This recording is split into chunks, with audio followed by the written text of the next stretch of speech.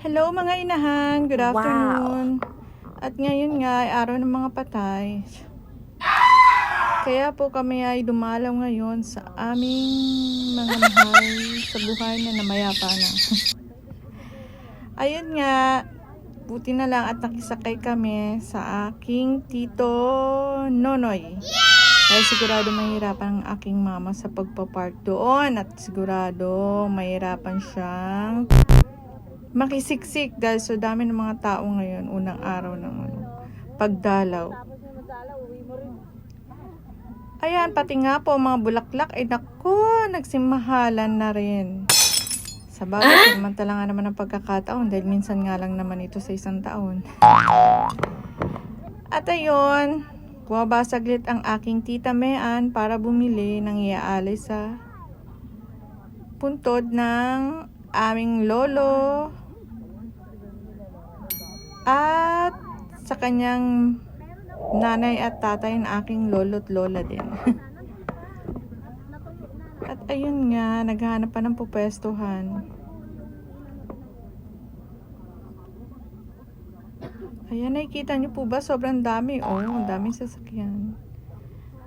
Buti na lang talaga at di nagdala ng sasakyan ng aking mama. Dahil siguradong may stress siya kung paano makakalusot sa dami ng mga sasakyan ngayong araw. Ayan, kahit medyo masama nga ang panahon, nakaraos naman at napuntahan namin, nadalaw namin sila. Wow.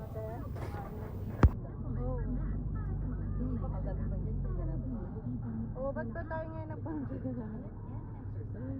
Masagsaga na nga. Ayun tayo, may mga design, di ba? Yung mga gano'n. Ito isang flower tayo pa. Ang inano ko dyan,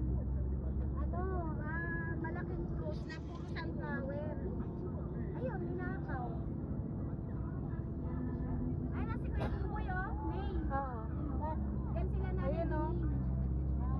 Tabungad. Oo, bungad sila. Ewan ko nakita ni Kalbo, puputan mo nun. Kuya Buboy. Ayan, oh. Oo. Ba't mo? Nag-chat nga yun sa akin, Binayan, saan pa sila ninong? Kasi doon na lang daw sila sa bukid. Sabi ko doon sa dulo. Pinakadulo sa tatay. Hindi na narinig ko eh.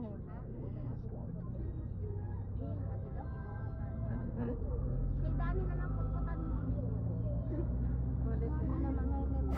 At ayun nga, may pinaglalaban ng aking tita Mean. Hindi na po yung tindihin niyan. Nilalabas lang po niyang kanyang hinanakit. Charot. Ayun na nga po, malapit na kami. Papunta, unahin muna namin ang aking lolo Mador. Hindi na rin siya nadadalaw kasi nga malayo masyado. Yung lugar ng kanyang family. Na aking lola. Na kapatid ang aking lola. Nanay na si Nanay Cora. Ayun. Sa bandang Kogyo kasi sila.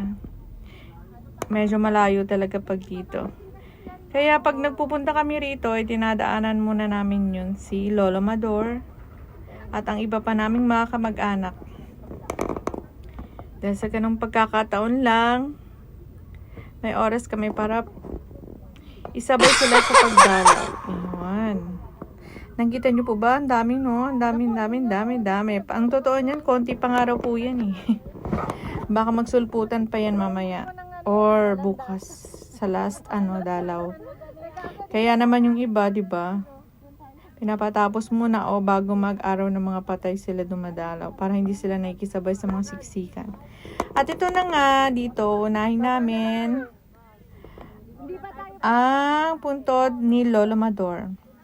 Ito na nga po, nagliligas. At natapos na nga kami doon sa iba. Ito na nga ang last naming pupuntahan. Dito po nakalibing ang aking lolo na lolo ng aking mama. Lolo't lola, ang kapatid ng aking nanay na si Lola Gingging. Hindi ko na po yun naabutan. Ganoon na rin po ang aking lolo Nelson at ang aking lola Rita. Ayan, dito rin po nakalibing ang aking lola na asawa ng tatay ng aking nanay na lola. Ano daw? Basta yun po yun. Ayan, konting kain, salo-salo. Masama po panahon yan, umaambon-ambon po. Pero, nandito na rin kami. At saka, ngayon lang din naman namin sila nadalaw. Kaya, okay lang. Maligo na lang pag-uwi. Ayan nga po, kasama namin ang bunsong kapatid ni nanay na aking lola na si Lola Pangke.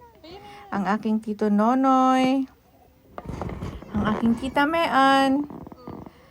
At ang kanyang asawa na si Tito Danny at ang kanilang anak na si Kuya Sander.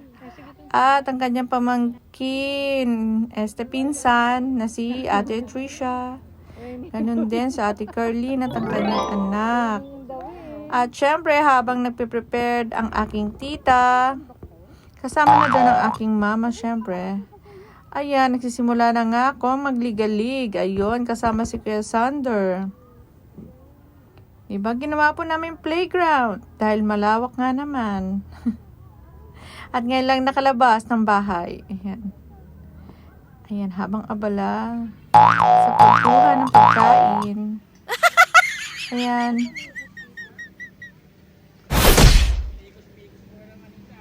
Naghanap pa ako ng magandang pwesto. Ay, sa Ate Kay. Kasama namin sa Ate Kay. Na aking tate. Ayan. Pagod si Lolo. Okay. Hindi daw siya makain ng manok.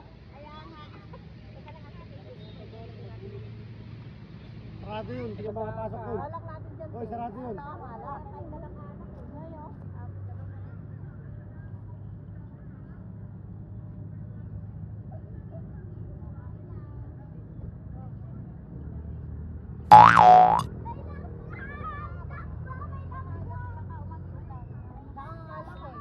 Wow. Oo, bumili tayo alak. May korban.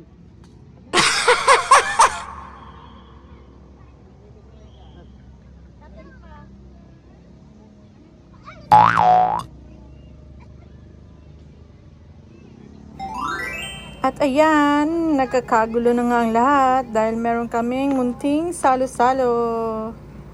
Ayan. At napapasubo pa ang aking Tito Danny sa aking Ingles na kinamatis. Sabi yan ng aking lola na si Nanay Cora. Ayan, ayoko nga pagalaw kay Kuya Sander yung candle kasi nga mainit. Ayan, kasi naman ito si Kuya Sander pilit na gustong hawakan eh. Ay, concern lang naman ako. Charot. Ayan, hindi kasi mahangin nga naman. Kaya hinaharangan ni Kuya Sander yung hangin para hindi mamatay ang kandila.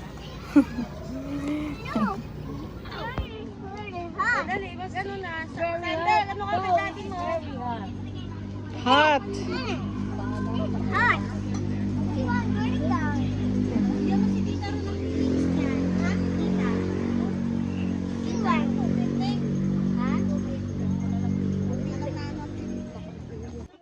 At ayan, hindi pa pala tapos ang aking tita Mean sa pagkukwento ng mga nakaraan. Charot. Hindi ko po sila maintindihan, pero bahala sila basta ako'y kumakain. Diba? Ang mga nakaraan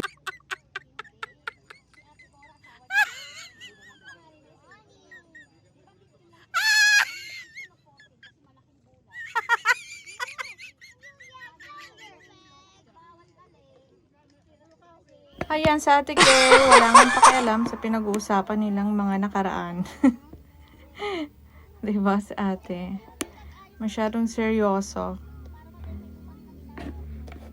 Ayaw mo na?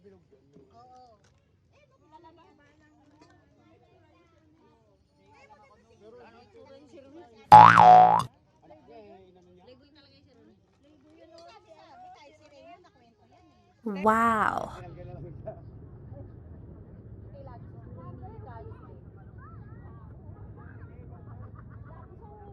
Ano asawa niya? Ano anak niya? Ano yung mga pamangkin niya? Anak ni Raunan? Oo, lahat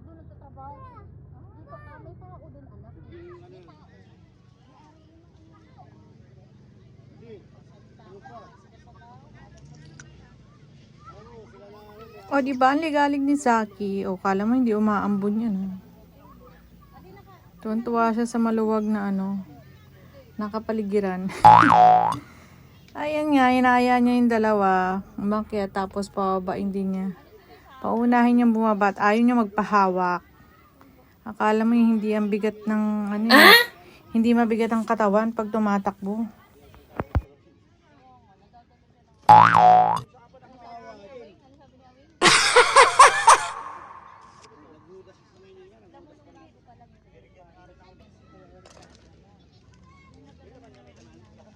Hoy, Saki!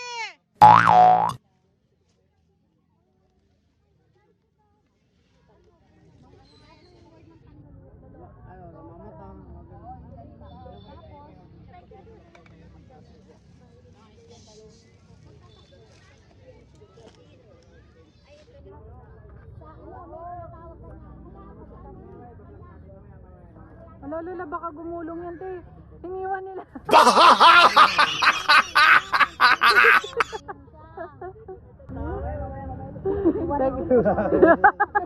Nauna kasi Chan eh.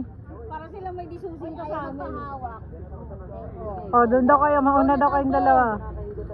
Sinalagip niyo pa. Baka iangat si Saki nung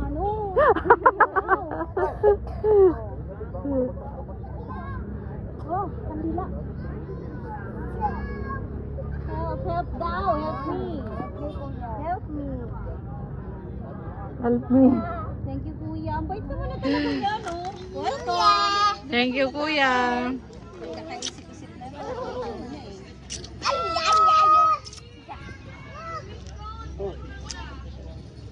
Food, hindi ang laruan. Food. Mabait din siya sa akin si Sanders Raulo. Grabe naman.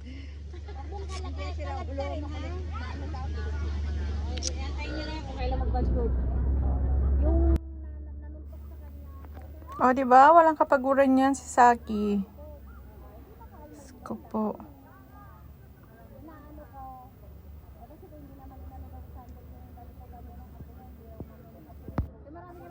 At ayan nga po ang kaganapan sa akin ngayong maghapon. Thank you mga inahan. God bless. Bye. Thank you for watching. Like, subscribe, comment, share,